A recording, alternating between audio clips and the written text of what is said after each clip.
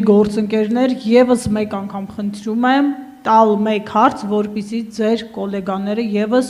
ունենան հարց տալու հնարավորություն, խնդրեմ այս շարքից Ռիփսիմե Ջեբեջյան։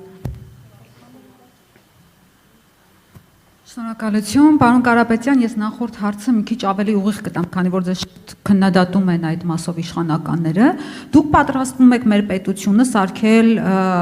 միութենական կազմի մեջ մտցնել, սարքել գուբերնիա, այդ ճիշտ է, թե չէ։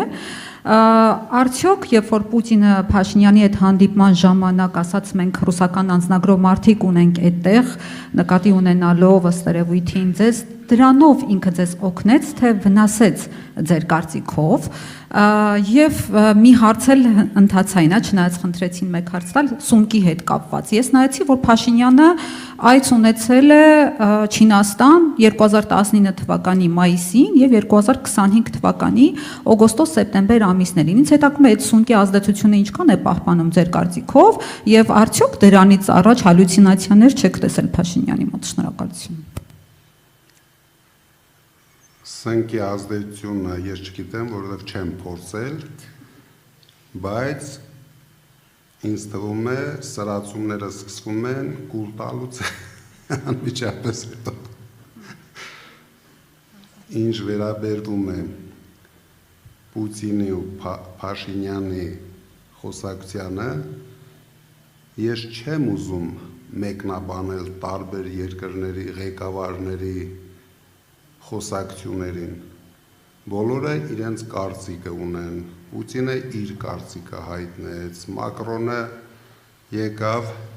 Փաշինյանին զասոց դրեց, դրանով իր կարծիքը հայտնեց։ Հիմա եթե մենք սկսենք ամեն օր քննարկել տարբեր երկրների ղեկավարների խոսույթը,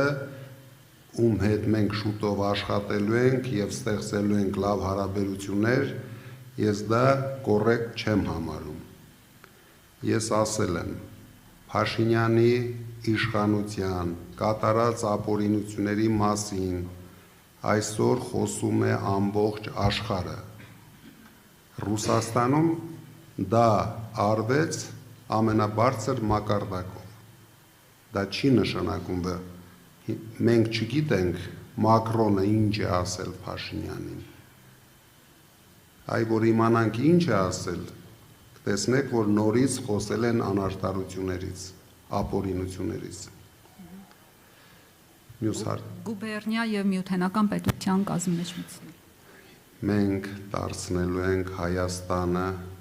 տարածաշրջանի ամենազարգացող, ամենաակտիվ, ամենագեղեցիկ, ամենահարուստ երկիրը։ Մնացած բոլոր խոսույթները դա իրենց մասին է։ Հենց Փաշինյանը վերընտրվեց, մենք ոչ թե Ռուսաստանի գուբերնիա ենք դառնալու ենք Ադրբեջանի գուբերնիա, քանի որ հիմա ինքը հանդես է գալիս Ադրբեջանի մարզպետի դերում։ Շնորհակալություն, այսօր է։